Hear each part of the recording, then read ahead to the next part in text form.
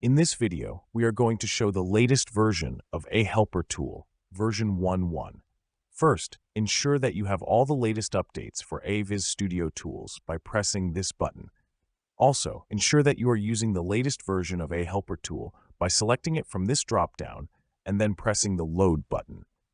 Once this is done, to use the tool, you need an object, and you must enable the Select and Manipulate button here. Then, you may need to reselect your object to display this rectangle. From this rectangle, when you click and drag it to the right, you see all the options that AHelper Tool provides. What's new in this version are these two categories: your last actions and suggestions for your next action. In the last actions category, you see all the actions you've executed and can quickly repeat them. For example, if I create a new box, then create a teapot, and then create a rectangle, if I return to my last actions category, I'll see all these actions listed here, and I can quickly repeat them in any order I choose. You can configure this last actions category by going to Setup, then Setup Last Actions. Here, you can specify how many actions you want listed in this category, how many actions to store in its history, and how to group them based on the time between each action. By default, all your actions will be grouped based on the 15-second interval set here. This way, you can more easily find the action you're looking for. If I return to create and make something new, like a plane for example, and then a circle, we'll see in the last actions category that we have two groups, circle and plane, plus our previous actions. This organization will help you to navigate your last executed actions more easily. To use the next action suggestions, first we need to configure them and download some additional files. To do that, we'll go to Setup, then Setup Next Actions. Here, we first need to install Ollama. This application lets us use different language models locally on our system. Then, go to Setup Ollama. Visit the Ollama page with this action and download and install the Ollama application. You don't need to set up anything manually. Once this application is installed on your system, you're ready to use it. Then, you can specify a model you want to use to predict your next actions. By default, a small model that can run on almost any hardware is listed here. It's less than 4 GB, so you'll be able to download it quickly. However, you can choose any Ollama model available on the Ollama page. Also, you can set the model's temperature here. We recommend using a lower value for accurate predictions. The final step is to install all required Ollama models by executing this action: Install Missing Models. You'll see a few windows where Ollama downloads the models we need to predict our next actions. This may take a few seconds to a few minutes, depending on your internet connection. Once this is complete, you'll see a confirmation window. Press OK, and you'll immediately see your first suggestions above this AHelper horizontal line. On the left, this is the category for this predicted action, and on the right, the suggested action. Here we have two options: go to the Create category or execute the Create Plane action. If I do the second, I'll create a new plane like this, for example. I can also go to the Create category and create something else, like this new box. If you want to work only with the selected object, you can quickly isolate it by closing and reopening the AHelper tool. This action will isolate your current object and make it easier to work with. Now, if we go to the next category, we can see all the suggested actions for our current selection. Because we haven't done much until this point, we only get suggestions that are associated with our previous steps. So let's start using the tool and see how the tool will learn from our actions and make our work a lot faster by suggesting the correct next action. For example, first, what I can do for this box is to convert it to editable mesh. Then I can apply an editable poly modifier. And for this editable poly modifier, I will extrude the top face of the box. Then I can apply a bevel for the same face. And with the second bevel, I can create a simple roof for this box, for example. Then I can go to Modify section and select Sublevel 1, which is the vertices for the editable poly modifier. Then I will select the vertices that I want to weld because this is not a very accurate model. And in the Edit Poly category, I will apply Weld command and specify a distance. Then, for example, I can also apply a slice plane. And to finish the slice, I will apply the same action again. Then I can go to Edges, for example. And by holding Control and selecting the polygon's sublevel, I can select all the polygons that are associated with the new edges. Then with this selected, I can extrude based on the local normal to create a more interesting shape, something like this. And of course, I can continue add new actions, but let's see what will be the suggestions of the tool if I start creating something new. I will create a new box with different shape. And once created, you'll see that your next suggestion is similar to what we've done for the first box. This way I can convert the box to mesh, then apply Edit Poly modifier, then extrude any of the polygons.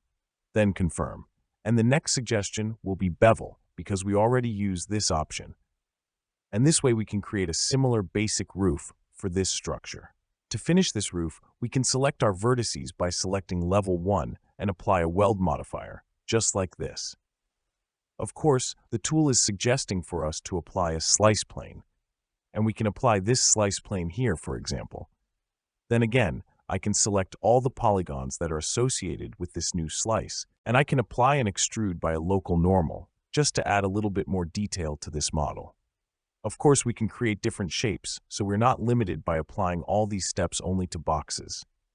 So if I create a rectangle, the tool will suggest in this case the right next step, so I can convert this rectangle to a mesh, and then apply Edit Poly, and then again extrude. And in this case, I need to extrude twice. Then I can again apply my bevel. In this example, I will create an even simpler bevel, just like this.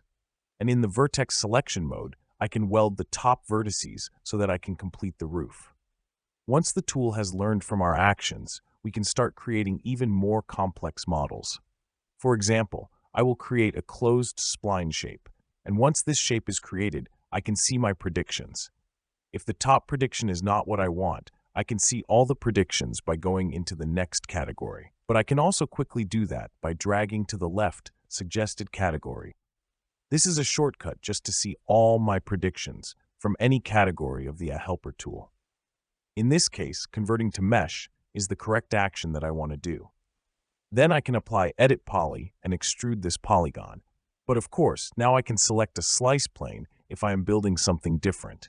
And this slice plane will be applied to this selected face, and we don't want to do this. So I will exit from Polygon subobject and apply the slice plane action again. And now we are seeing the result here. To confirm, I will perform the slice plane again. I can quickly select the faces associated with this slice, as we done it before. Now, as we can see, our first suggestions will be to extrude the selection. We are not limited to follow the exact same steps every time, but the tool will learn the patterns of our work and then try to suggest the best next action. For example, here I can continue with my bevel, but this bevel is Edit Mesh Bevel. So in this instance, I need to go to Edit Poly Actions category and select the bevel for the Edit Poly so that it can work. And then I can create my roof for this example. When this is done, to finish the roof, as you can see, my prediction is to switch to vertex mode. First commit the bevel, and then I can select the new vertices. Then weld these vertices so that I can get my perfect roof for this shape. And here, maybe we can use a target weld. Let's see if this will work. So in case like this, we need to cut and create this edge first, and then use target weld. This way we can complete our roof. Now you can also go to Setup and switch to Expert mode. This Expert mode is something that is in 3ds Max from years, but now you can use it with this tool and use the full screen for your scene and start creating or modifying your models. For example, if I create a circle, then I can go to my next suggestions and convert this circle to mesh. Then apply Edit Poly, extrude this circle a couple of times, then apply a bevel to create a roof, for example. Of course, we can use Vertex Sub-Object mode and weld these vertices at the top.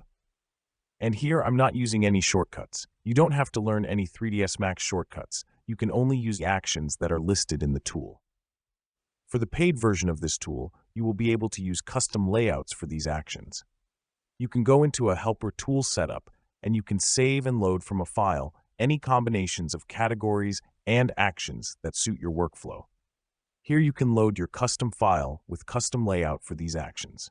Also, for both free and paid versions, if you have different workflows, you can go to Setup Next Actions and select a different working directory where all your previous actions and suggestions will be saved. To do that, you execute this action and select a different working directory. For example, I can create a new directory for different workflows, for example, modeling, texturing, or something else. And when I select this new directory, and when I start creating again some shapes or boxes, you'll see that your next actions are not aligned with what we've previously done. But if I go back and select my previous directory in Setup Next Actions, which was version 3, then I immediately get my correct prediction. In this example, convert to mesh, and then again edit poly, extrude. All the actions that we performed previously are here, and I can use them. Of course, I can bevel and do every step that we've done previously. And if I want to go to the next action category, I can do that by moving this suggested category at the top to the far left. Then I can use, for example, a slice plane. Let's switch quickly back again to the Setup Next Actions category. Also, instead of using a local models, to use a ChatGPT models. So if you go into the Setup Next Actions and select Setup ChatGPT, in the first action here, you can set a model for your suggested next move. The default model is this one because it's fast and cost efficient. Then you need to specify your API key. This is a key that you have to generate for your ChatGPT account.